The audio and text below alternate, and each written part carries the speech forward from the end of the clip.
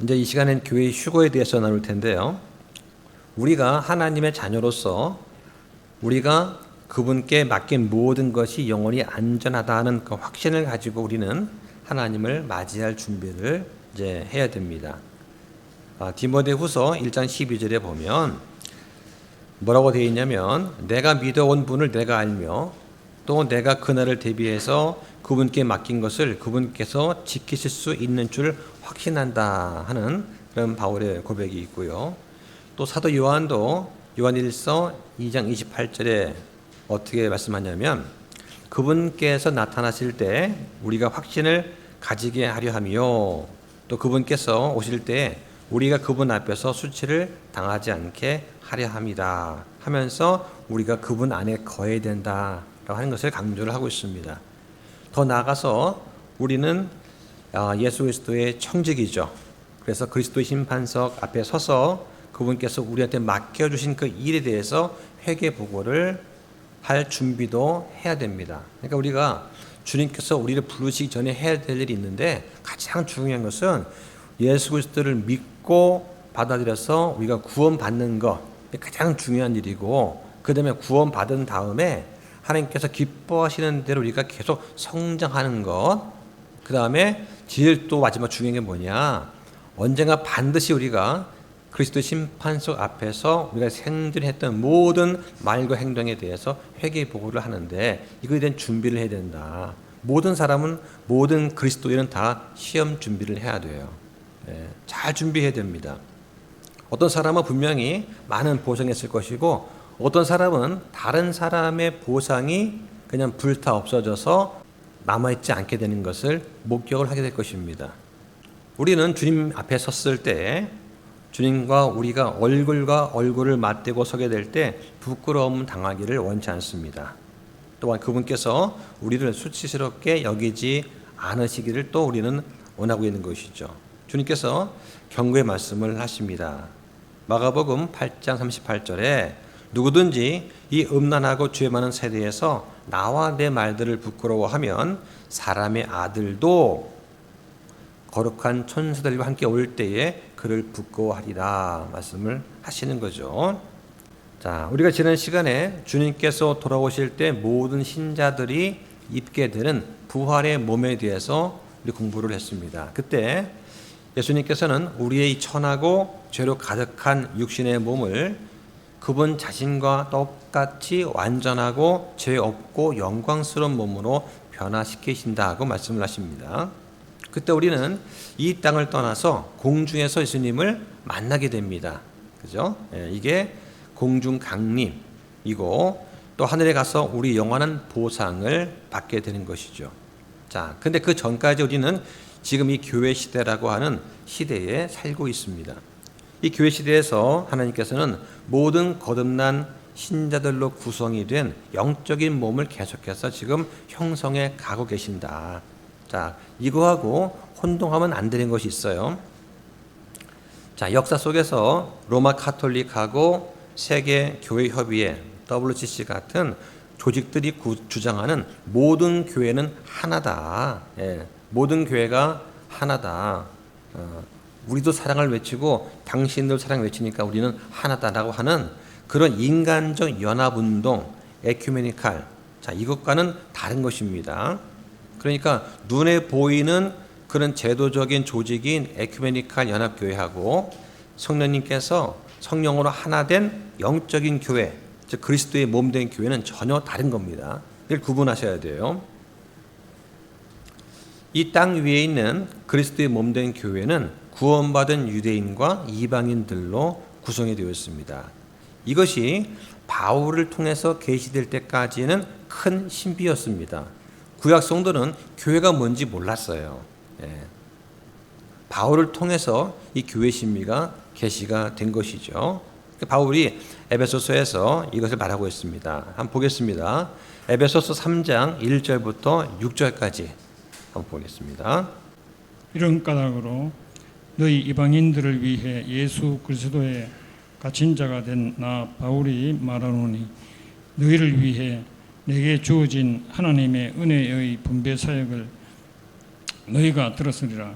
곧 계시로 그분께서 내게 신비를 알리셨는데 그것은 내가 전에 몇 마디 말로 적은 것과 같으니라. 너희가 읽을 때에 그것에 의거하여 그리스도의 신비에 대해 내가 알고 있는 바를 깨달을 수 있으리라. 그분께서는 자신의 거룩한 사도들과 대언자들에게 성령을 통해 이제 이 신비를 계시하신 것 같이 다른 시대들에서는 사람들의 아들들에게 그것을 알리지 아니하셨는데 이 신비는 곧 복음에 의해 이방인들이 그리스도 안에서 동료 상속자가 되고 같은 몸에 속하게 되며 그분의 약속에 참여하는 자가 된다는 것이라. 오늘 주제는 휴거입니다. 휴거에 초점 맞추어서 다른 걸 같이 한번 나눠볼 겁니다.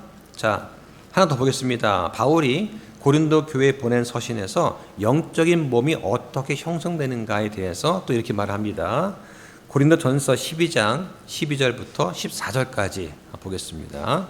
몸은 하나인데 많은 지체를 가지고 있고 그 한 몸의 모든 지체가 많아도 한 몸인 것 같이 그리스도께서도 그러하시니라. 우리가 유대인이든 이방인이든 매인자든 자유론자든 모두 한 성령에 의해 침례를 받아 한 몸 안으로 들어왔고 모두가 마시게 되어 한 성령 안으로 들어왔느니라. 몸은 한 지체가 아니요 여러 지체이니라. 자, 그러면 이 교회라고 하는 것이 처음 언제 시작이 되었느냐? 교회 시대의 시작은 사도행전 2장에서 오순절 성령 강림 때 시작이 됩니다. 그날 성령께서 처음으로 믿는 사람들 안에 내주하시고 동시에 성령 침례를 주셔서 그리스도의 몸을 형성하신 거예요.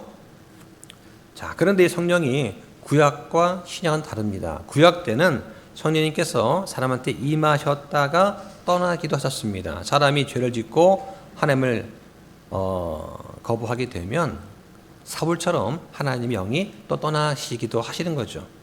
다윗도 마찬가지입니다. 다윗도 죄를 졌을 때 다윗이 기도하면서 주의 영이 나를 떠나지 말기를 간구했었습니다. 그 기도를 하고 나서 떠나지 않았죠. 자, 그런데 신약에 들어와서는 달라졌어요. 오순절 성령 강림 이후로는 영원히 믿는 사람 안에 성령님 내주하십니다. 자, 이것이 구약 때는 나타나지 않았던 거예요. 그런데 사도 바울을 통해서 계시된 이 교회의 신비를 통해서 드러난 겁니다. 자, 휴거라는 말은 성경에 없습니다. 그죠? 예. 그러니까 다른 사람들이 아니 휴거라는 말이 성경에 어디 있느냐? 없는데 너희는 왜 자꾸 휴거한다고 그러냐? 라고 하는데 자, 휴거라는 말이 뭐냐? 멀리 데려감을 당하는 것, 위로 낚아 채워 올라간다는 것이 사전적인 뜻입니다. 자, 우리가 지난주에 부활에 대해 공부를 했습니다. 부활에는 첫째 부활도 있고 둘째 부활도 있습니다.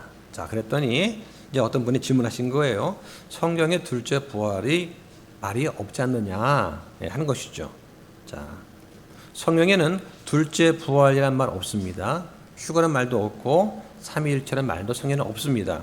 그런데 신학적으로는 우리가 성경을 가르칠 때에 이 교리를 설명하기 위해서 붙인 명칭이에요.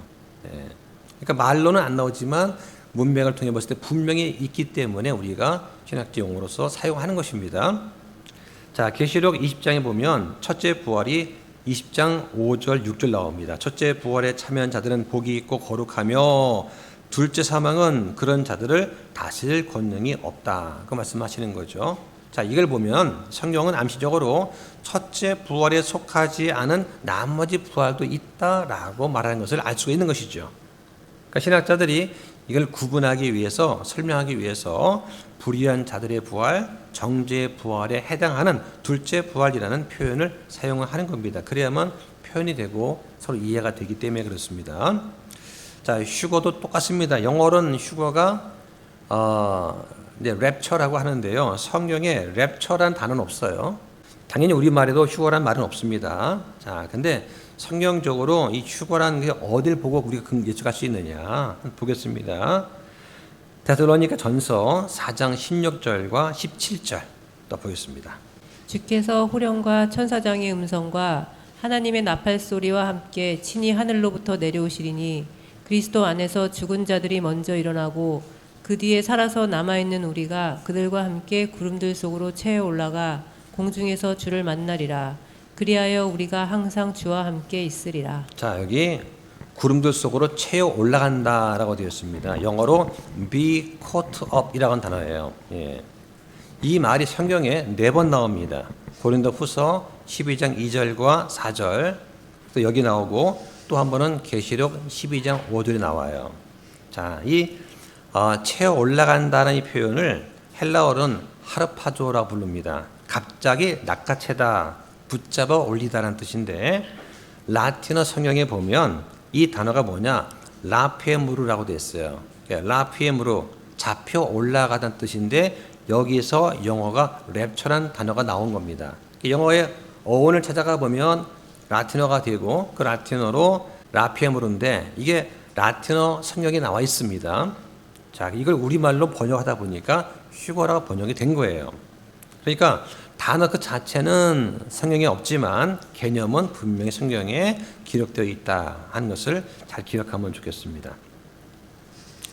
자, 어느 날 이제 그리스도께서 다시 돌아오시면 그분의 권능으로 우리의 몸이 무덤에서 일어나게 됩니다. 물론 살아있는 사람들은 죽지 않고 올라가게 되겠죠.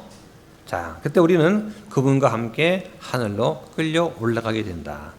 자, 그래서 이 휴거 관련해서 구약에 나와 있는 말씀을 한번 보겠습니다. 유다서 1장 9절 한번 보시죠. 유다서 1장 9절. 그러나 천사장 미가엘도 모세의 몸에 대해 마귀와 다투며 논쟁할 때에 감히 그를 대적하여 욕설로 비난하지 아니하고 오히려 주께서 너를 책망하시기 원하노라 하고 말하였느니라. 저는 예전에 이 말씀을 처음 볼 때 궁금했어요. 아니, 천사장 미가엘과 마귀가 이제 지금 싸우는 거 아닙니까? 제 생각에는 막 불과 천둥 번개를 내뿜으면서 붙을 줄 알았는데, 아니, 째째하게 말로 싸워요. 예, 말로 싸우는데 이 천사장 미가엘이 뭐라고 하냐면 주께서 너를 책망하시기 원하노라, 이 말을 하고 끝나요. 좀 실망스럽습니다. 예, 좀 뭔가 좀 불이 번쩍할 줄 알았는데 그게 아니더라 이거죠. 자, 그러면서 왜 모세의 몸에 대해서 천사장 미가엘과 마귀가 다투었을까 궁금했어요. 그것에 대해서 오늘 우리가 좀 살펴볼 것입니다. 자, 모세가 죽었을 때 모세를 장사 지내신 분은 주님이셨습니다. 그래서 모세의 몸이 어디 묻혀 있는지 정확한 위치는 아무도 모릅니다. 다만 성경에 벳부올 맞은편 모압 땅에 있는 골짜기에 묻으셨다라고 되어 있습니다. 이걸 학자들이 연구해 보니까 대충 그 위치가 누보산일 것이다 라고 예상을 하고 현재 누보산 정상에 모세 기념교회가 세워져 있습니다. 마태복음 17장에 보면은 변형산 얘기가 나오죠. 거기서 그리스도와 함께 모세와 엘리야가 등장을 합니다.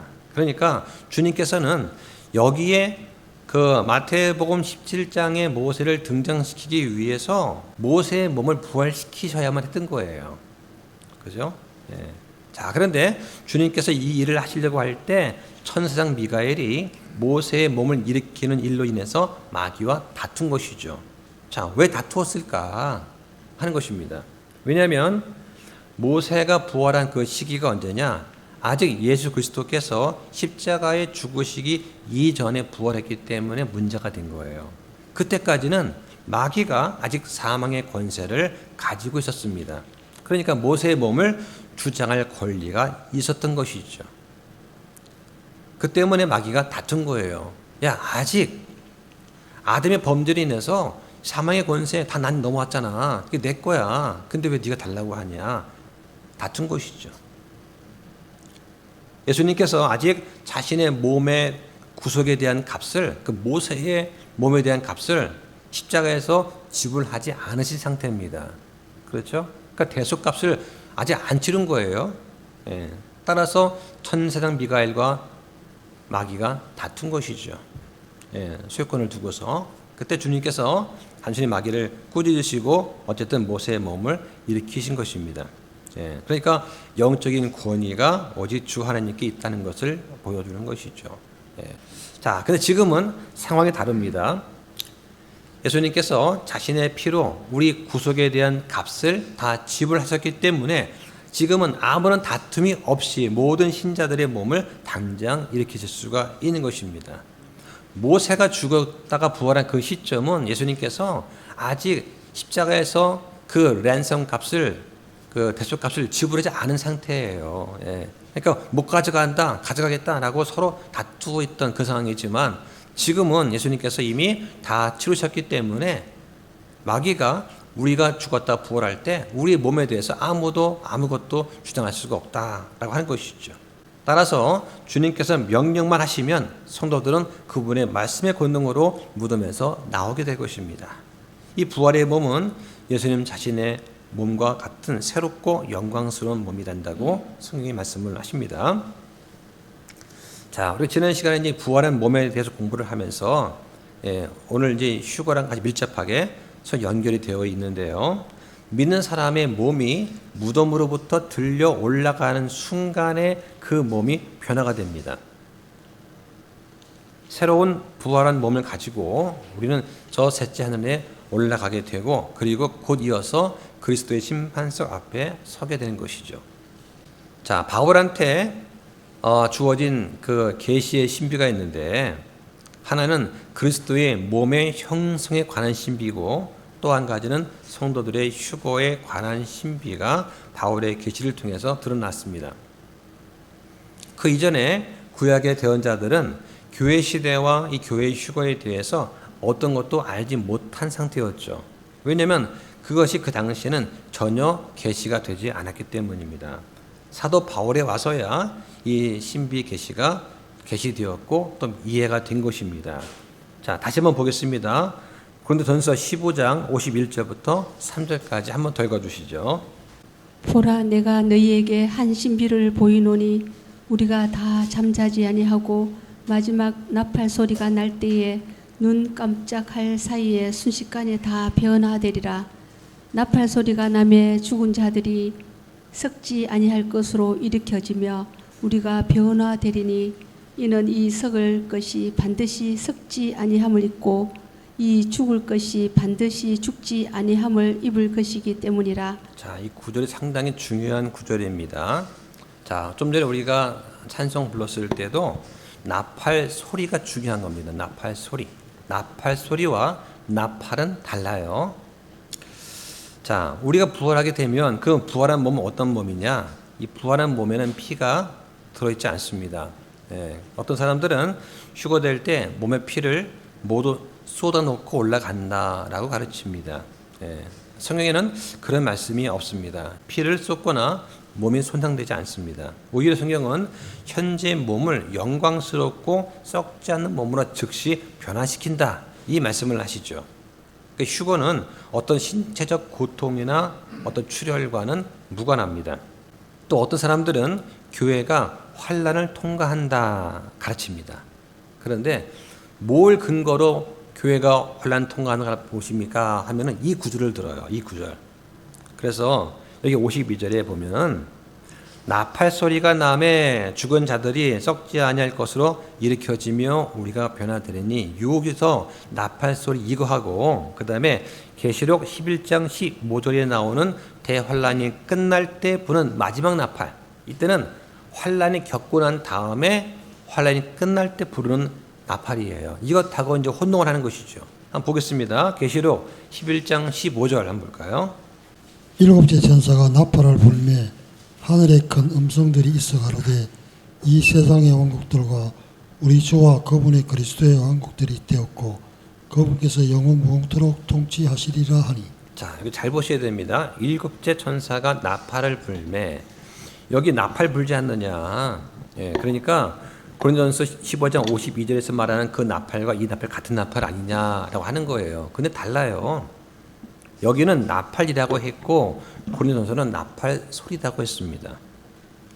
마지막 나팔 소리와 마지막 나팔은 다른 거예요. 바울은 이것이 재림 때 일곱 번째 천사가 부는 마지막 나팔이라고 말하지 않고 휴거 때 들려질 특별한 나팔 소리다라고 말합니다. 그러니까 고린도 전서에서 말하는 그 나팔 소리는 휴거 때 들려질 나팔 소리, 특별한 소리지 계시록에서 말하는 7번째 천사가 부르는 마지막 나팔이 아니라고 하는 거예요. 다른 겁니다. 예를 들면 오순절날 회심한 제자들한테 불의 혀같이 갈라진 것들이 그들 각 사람 위에 내려왔다 라고 말을 하지 실제로 뜨거운 불이 내려온 것은 아니지 않습니까? 불이 내려온 것이 아니라 불같이 생긴 것이 내려온 것이죠. 다른 것입니다. 자, 그런데 모든 변개된 성서들은 여기서 말하는 마지막 나팔을 뭐라고 보느냐? 교회가 미래의 대환란을 통과하게 될 것이라고 하는 이단적 가르침을 퍼뜨리는데 기여를 하고 있다 하는 것입니다. 성경은 분명하게 교회는 환란을 통과하지 않는다라고 가르치고 있습니다. 주님께서는 마지막 나팔이 울려 퍼질 때가 아니라 이 특별한 마지막 나팔 소리가 날 때 강림하십니다. 그러니까 마지막 나팔 소리라고 했기 때문에 이 나팔 소리는 분명히 한 번 이상 울려 퍼지는 것처럼 보이죠. 그러니까 먼저는 그리스도 안에서 죽은 자들을 일으키시기 위해서 울려 퍼지는 나팔 소리가 있을 것이고 그 다음에 살아있는 성도를 변화시켜서 하늘로 데려가시기 위해서도 나팔 소리가 울려 퍼질 것입니다. 자, 여기 보면은 두 부류의 사람이 나오죠. 하나는 죽은 성도가 나오고 또 하나는 살아있는 성도가 나옵니다. 그렇죠? 네. 자, 이것은 예수님께서 마르다와 대화하실 때 말씀하신 것과 일치합니다. 보겠습니다. 요한복음 11장 24절부터 6절까지 한번 보겠습니다. 요한복음 11장 24절부터 6절까지. 마르다가 그분께 이르되 마지막 날 부활할 때에 그가 다시 일어날 줄을 내가 아나이다 하매 예수님께서 그녀에게 이르시되 나는 부활이요 생명이니 나를 믿는 자는 죽어도 살겠고 누구든지 살아서 나를 믿는 자는 결코 죽지 아니하리라. 이것을 내가 믿느냐 하시니. 네, 자 마르다가 말한 게 뭡니까? 마지막 날 부활할 때 다시 일어날 줄을 내가 아나이다. 믿지 않는 사람들은 마지막 날 부활할 때 흰 왕자 심판 받습니다. 그렇죠? 네, 이때는 상이 없고 오로지 벌밖에 없는 거예요. 지옥 심판밖에 없는 겁니다. 자, 근데 믿는 사람들은 그렇지 않습니다. 예, 그리스도께서 오실 때에 부활 또는 휴거에서 그리스도의 심판성 앞에 서게 되는 것이죠. 예수님께서 말씀하실 때 나를 믿는 자는 죽어도 살겠고, 즉 부활이죠. 살아서 믿는 자는 결코 죽지 아니라 휴거를 말하는 것입니다. 그러니까 두 부류의 사람 가운데 첫 번째 부류는 누구냐? 예수님께서 들어오실 때에 죽어 있던 성도들입니다. 그들이 일어날 것이고, 두 번째 부류 사람은 뭐냐? 주님께서 돌아오실 때 아직까지 살아있는 성도죠. 그들은 결코 죽지 않게 됩니다. 그죠? 우리도 가장 좋은 것은 뭡니까? 우리가 살아있을 때 주님께서 오시는 것이죠. 주님께서 돌아오실 때 죽음은 승리 속에 삼켜짐을 당할 것이고 우리는 결코 불러본 적이 없는 승리의 노래를 주님 안에서 부르게 될 것입니다. 그래서 바울이 확신을 가지고 쓴 기록이 있어요. 자, 보겠습니다. 고린도전서 15장 55절부터 7절까지 보겠습니다. 오 사망아 너의 쏘는 것이 어디 있느냐? 오 무덤아 너의 승리가 어디 있느냐? 사망에 쏘는 것은 죄요 죄의 힘은 율법이니라. 그러나 우리 주 예수 그리스도를 통해 우리에게 승리를 주시는 하나님께 감사를 드리노라. 자, 바울이 확신에 차서 사망아 너의 쏘는 것이 어디 있느냐? 이거는 바울이 사망을 어떻게 보면은 조롱하는 듯한 그런 어조죠. 내가 승리했다. 사망아 너의 쏘는 게 어디 있냐? 무덤아 너의 승리가 어디 있느냐? 라고 바울이 기뻐서 승리에 외치는 소리겠죠. 그리스도께서 돌아오시는 그 시점에 아직도 살아있는 그런 신자들한테는 사망의 어떤 것도 쏘는 것도 없을 것이다. 왜냐하면 그들은 죽을 필요가 없기 때문이죠.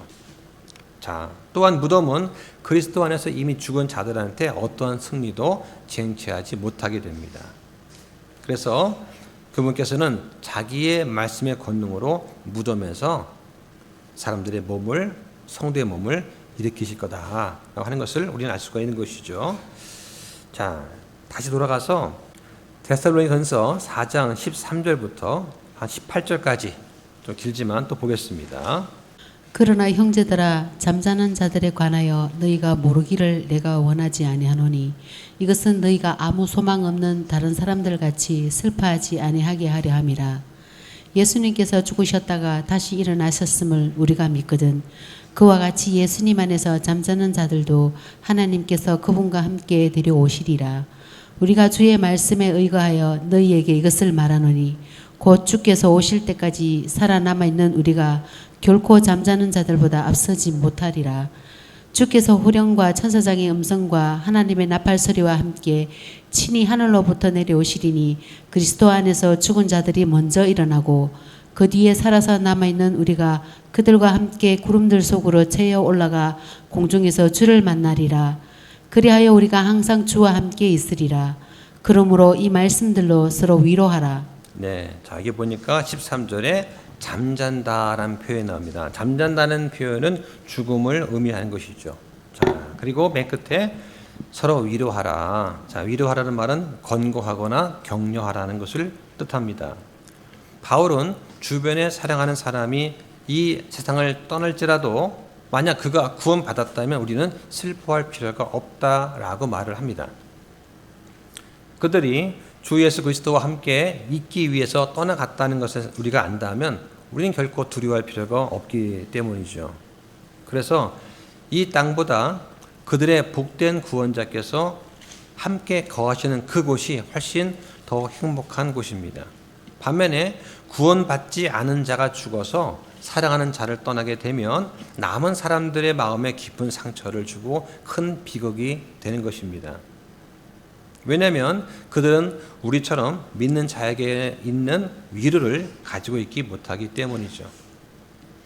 하나님도 없고 어떤 소망도 없고 가지고 있지 못한 그 상태는 비극이 아닐 수가 없습니다. 이런 사람들을 가리켜서 성경은 뭐라 부르냐?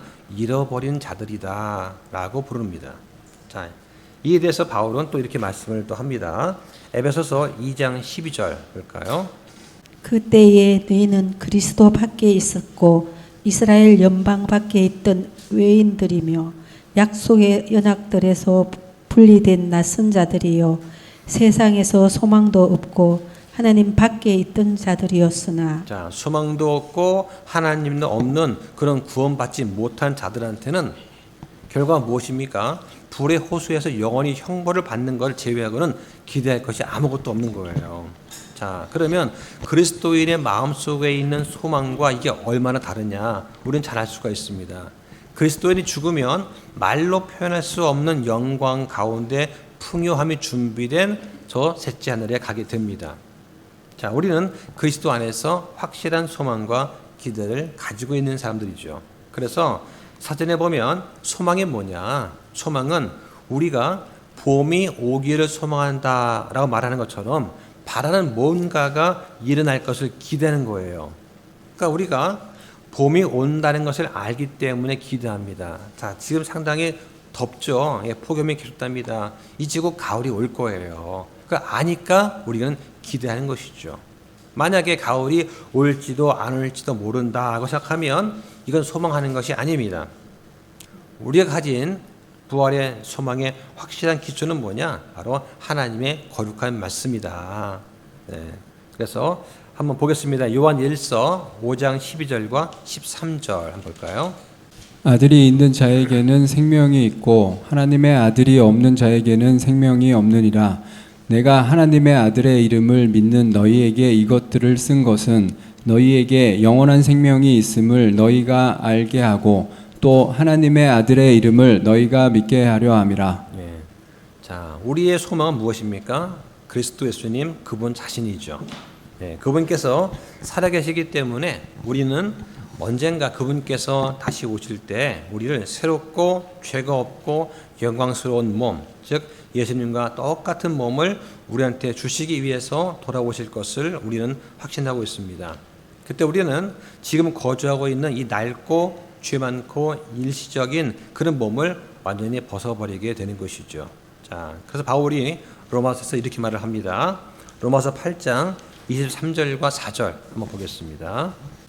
그것들뿐만 아니라 우리 자신 곧 성령의 첫 열매를 소유한 우리 자신도 속으로 신음하며 양자 삼으심 즉 우리 몸의 구속을 기다림은 우리가 소망으로 구원을 받았기 때문이라. 그러나 보이는 소망은 소망이 아니니 어찌하여 사람이 자기가 보는 것을 여전히 바라겠느냐. 네, 자, 그래서 어떤 사람들은 여기 소망으로 구원을 받았다 하는 이 구절을 가지고서 우리가 구원받기를 소망할 수 있다는 것을 입증할 때인데, 근데 구원은 완전한 게 아니다, 아직 구원받은 것을 확실히 모른다 하는 것을 입증하려고 이 구절을 또 사용하기도 해요. 그래서 대표적인 인물이 누구냐? 카톨릭 교황, 또 조엘 오스틴 같은 자유주의 신학의 바탕을 둔 학자 목사들 그렇게 말을 합니다. 그러면서 뭐라고 하느냐? 어떻게 감히 내가 구원받았다고 확실하다고 말할 수 있는가? 죽어봐야 알지 어떻게 하느냐. 카톨릭에 있는 교황 자신도 자신의 구원받은 것을 확신할 수 없다고 말합니다.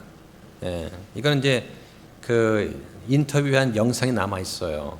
예, 어떻게 감히 구원받았다고 말할 수 있느냐? 그거 어떻게 알아?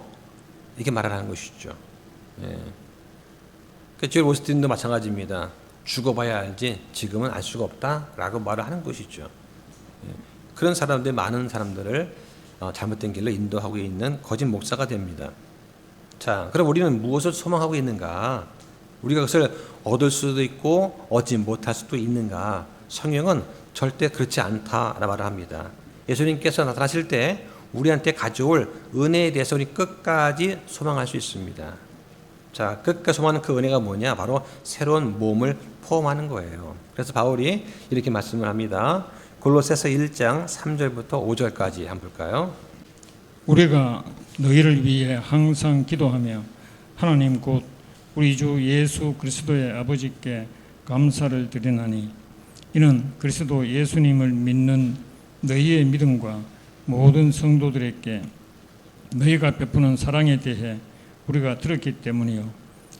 또 너희를 위해 하늘에 쌓인 소망으로 인함인데 이 소망은 너희가 전에 복음의 진리의 말씀 안에서 들은 것이라. 자, 우리가 추구하는 이 소망이 뭐냐? 이미 우리를 위해서 하늘에 쌓여 있다라고 말씀을 합니다. 그런데 우리가 이걸 얻을 수 있는 유일한 방법이 있는데 바로 주 예수 그리스도께서 돌아오셔서 우리한테 그것을 가져오시는 것밖에 없습니다. 우리는 그것을 받을지 안 받을지 모르는 상황에 있는 것이 아니라 분명히 우리의 소망은 지금 하늘에 우리를 위해서 쌓여 있다는 것이고 또 우리를 기다리고 있다는 것을 우리는 알 수 있는 것입니다. 네. 자, 따라서 질문은 우리가 그것을 얻을 수 있는가의 여부가 아니고 언제 우리가 그것을 실제로 얻을 것인가 하는 것이 질문이 되어야 마땅하겠죠. 자, 우리 믿는 사람들의 혼은 지금 구원받은 상태입니다. 그렇죠? 근데 아직 몸은 아직 구원받지 못했어요. 우리 몸은 우리가 부활하거나 휴거할 때 구원받을 것입니다. 그때를 우리는 기다리고 있는 거예요. 자, 그래서 바울이 제시한 복음이 뭐냐? 예수님께서 우리를 위해서 우리 죄 때문에 죽으시고 장사되셨다가 셋째 날에 다시 살아나셨다고 하는 것입니다. 바울은 이러한 복음을 항상 마음속에 두고서 데살로니가 지역에다가 편지를 쓴 거예요. 뭐라고 썼습니까? 예수님 안에서 잠든 자들도 또한 하나님께서 데려오시리라 그 말씀하시는 거죠. 그러니까 주님께서 이 땅에 돌아오실 때 죽은 성도들을 휴거 시점에서 먼저 부활시켜서 공중에서 데려오신다는 약속의 말씀이에요. 자, 정리하면 신자가 죽으면 혼은 몸을 떠나게 됩니다. 그러면 이 우리의 혼은 어떻습니까? 저 셋째 하늘에 올라가게 되죠. 그리고 예수 그리스도와 함께 있게 됩니다. 이 혼이 그리스도께서 돌아오셔서 새로운 부활의 몸으로 입혀주실 때까지 거기에 남아있게 되는 것이죠. 자, 지금 죽은 성도는 어떻습니까? 몸은 무덤에 있지만 그러나 혼은 하늘에 올라가 있습니다. 거기서 중간 단계의 어떤 영적인 몸을 입고서 있는 거예요. 예, 서로 형체를 알아볼 수 있는 몸이죠. 그러다가 재림하실 때 완전한 몸으로 입혀주신다 하는 것입니다. 자, 그러니까 죽을 때 혼이 몸을 떠난다는 그 구절은 창세기 35장 18절에 있어요. 예, 그래서 보면은 그녀의 혼이 떠나려 할 때에 이는 그녀가 죽었기 때문이다. 그녀가 이름을 베논이라 하였으나 그의 아버지가 그를 베냐민이라 하였더라 하고 하는 그런 말씀처럼 사람이 죽게 되면 혼이 몸을 떠나게 된다는 것을 알 수가 있습니다. 자, 그래서 바울은 서신서에서 뭐라고 하느냐? 죽는 것이 나한테는 이득이다. 이런 말을 하는 것이죠. 보겠습니다. 빌립보서 1장 21절부터 4절까지 보겠습니다. 이는 내게는 사는 것이 그리스도시요 죽는 것이 이득이기 때문이라. 그러나 내가 육체 안에서 산다면 이것은 내 수고의 열매니라. 그럼에도 내가 무엇을 택할지 알지 못하노니 이는 떠나서 그리스도와 함께 있기를 바라며 내가 둘 사이에 끼어 있기 때문이라.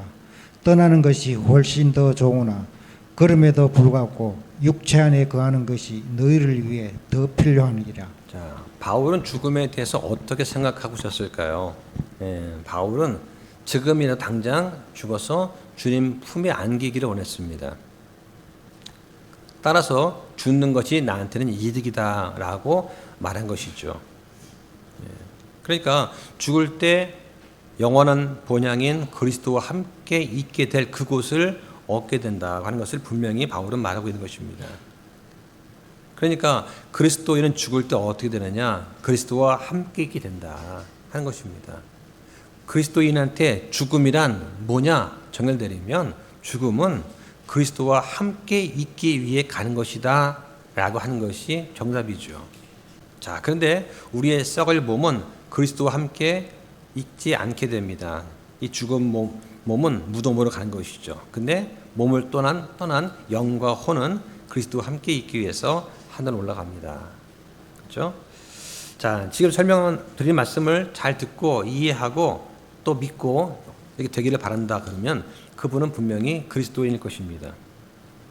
믿는 사람들이 이렇게 주의 말씀을 이해하는 것과 달리 구원받지 못한 사람들은 지금 드린 이 말씀을 이해하지 못합니다. 당연히 믿지도 않고 여기에 대한 소망도 없을 것입니다. 그래서 구원받지 못한, 즉 잃어버린 자들은 어떠냐? 요한복음 12장에 나오는 것처럼 하늘에 있는 나팔소리 같은 그런 음성을 그냥 천둥이 치는 소리라고 아마 생각할지 모른다 하는 것입니다. 보겠습니다. 요한복음 12장 28절과 29절 한번 볼까요? 아버지여, 아버지의 이름을 영광스럽게 하옵소서 하시니 그때 하늘로부터 음성이 나서 이르시되 내가 이미 그것을 영광스럽게 하였고 다시 영광스럽게 하리라 하시니라. 그러므로 곁에 서서 그것을 들은 사람들은 천둥이 쳤다고도 하며 다른 사람들은 이르기를 천사가 그에게 말하였다 하니. 네, 자, 하나님과 예수님과의 대화, 그죠? 또 예수님과 사도 바울의 대화에 대해서 주변에 있던 사람들은 무슨 말인지 못 알아들었어요. 그냥 웅웅거리는 천둥 소리 정도로 알아들은 것이죠. 분명히 예수님께서 나팔 소리가 함께 울려 퍼질 때 이리 올라오라 할 때에 사람들은 그냥 천둥이 치나 하는 정도로 알 것입니다. 그런데 당사자한테는 내 이름을 부르시네 하고 올라갈 것입니다. 이게 다른 것이죠. 믿지 않는 사람들은 이리 올라오라 하는 말씀을 실제로 듣지는 못하게 될 것입니다. 우리가 공중에서 주님 만난다고 말할 때 주님께서 자신의 교회를 위해서 돌아오실 때 우리는 땅에 발을 딛지는 않는 거다. 그러니까 예수님께서 구름 속 어딘가에 계시고 우리는 공중에서 그분을 만나기 위해서 올라간다 하는 것이죠. 그때가 언제냐? 예수님께서 자기의 성도들과 함께 땅에 발을 딛기 7년 전이다 라고 하는 것입니다. 그래서 그때가 지나면 예수님께서 올리브산 위에 강림하십니다. 땅에 발을 디디세요.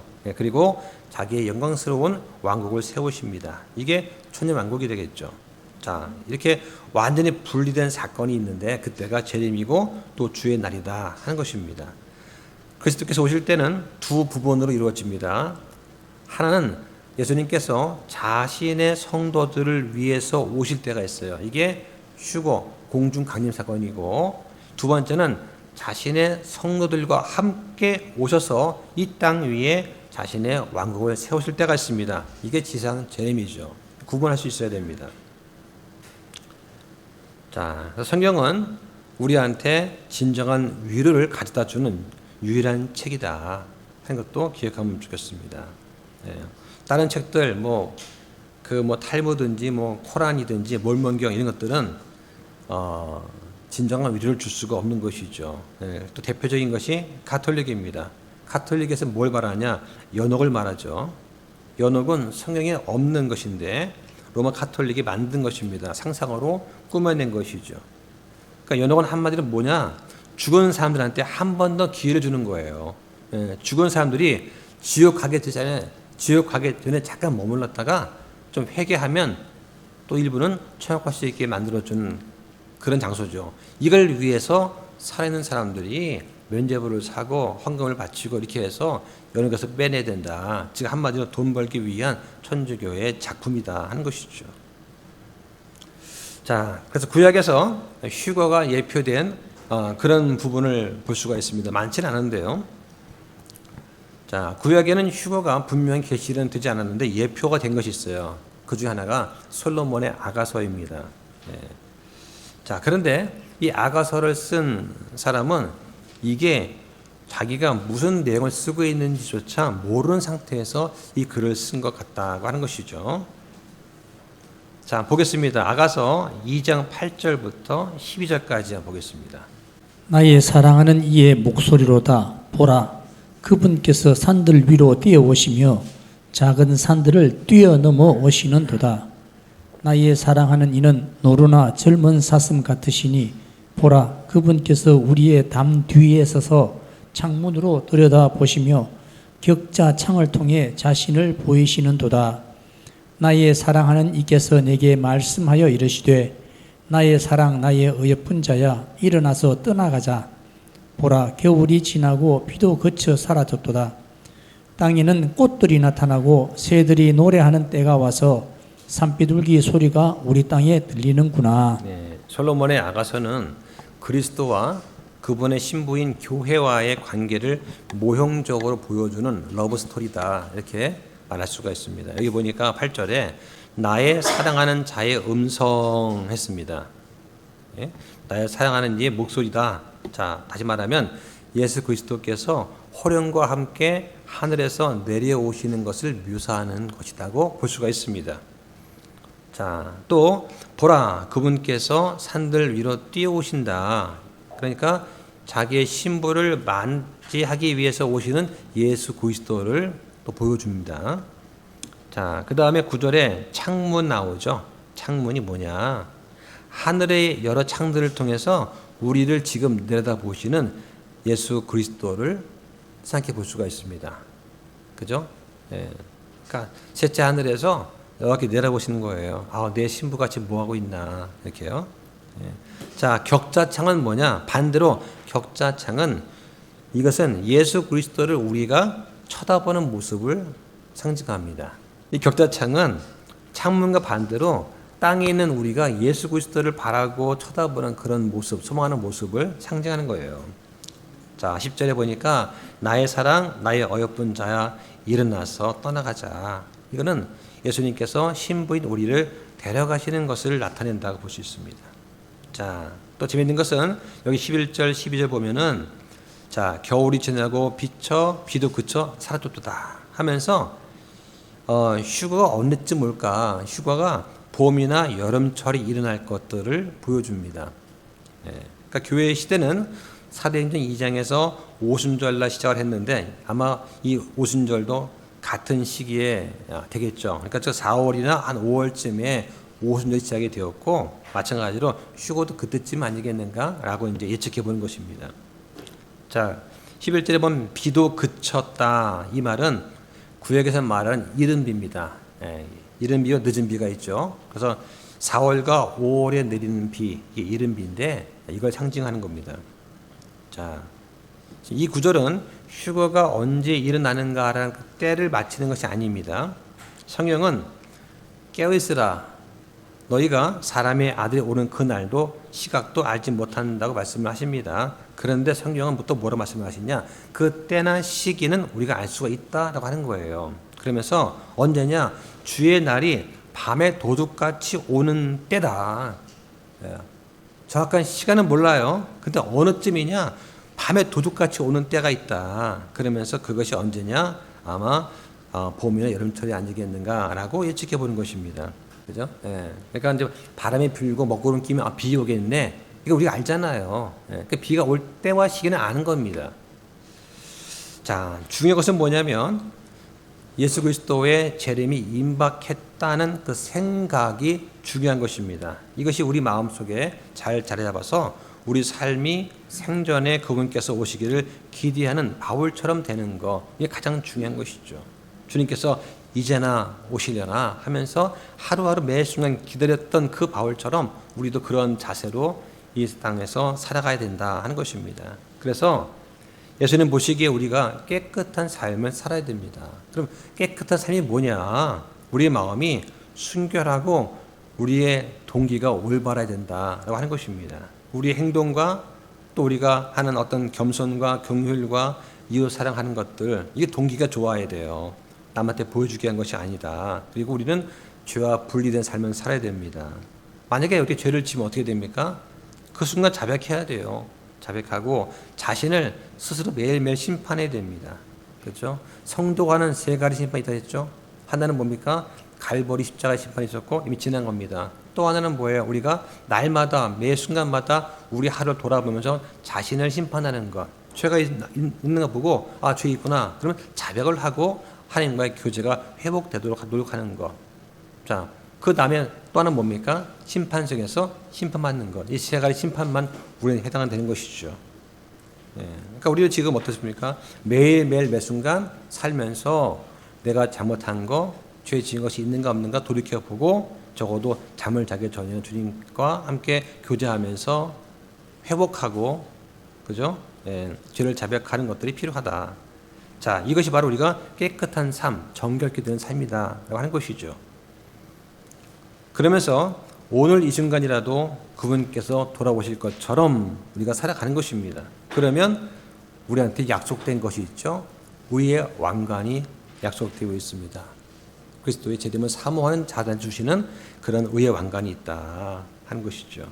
그러니까 우리가 하나님의 자녀로서 살아갈 때 기억해야 될 것이 뭐냐. 우리는 땅 밑으로 내려가는 사람들이 아니라 하늘 위로 데려가짐을 당할 성도다 하는 것입니다.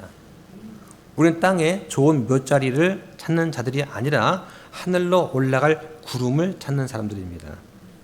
우리는 은사주의자처럼 표적을 찾는 사람들이 아니라 이리 올라오라 하는 그 음성을 들으려고 기다리는 사람들입니다. 그리고 그 휴거 이후에 일어날 사건은 그리스도의 심판석이다 하는 것도 기억해야 되겠죠. 우리 그 심판에 잘 대비해야 됩니다. 그럼 목사 할 일이 뭐냐? 성도들이 내가 맡은 양떼가 이 심판석을 잘 준비하도록 도와주는 일을 하는 거예요. 이게 목사가 할 일이다 라고 저는 생각을 합니다. 그래서 저 하늘 위에 보좌에 앉아 계시는 분이 우리를 위해 죽으신 하나님의 어린 양이시다. 그분이 우리의 구원자이시고 주 예수 그리스도가 되신다고 하는 것입니다. 자, 이렇게 해서 이제 휴거까지 해서 책을 거의 다 마무리했어요. 다음 시간에는 말씀을 바르게 나눠야 된다는 거, 그 주제를 가지고 한번 정리 마무리를 좀 하고 다음 넘어가겠습니다. 자, 기도하겠습니다.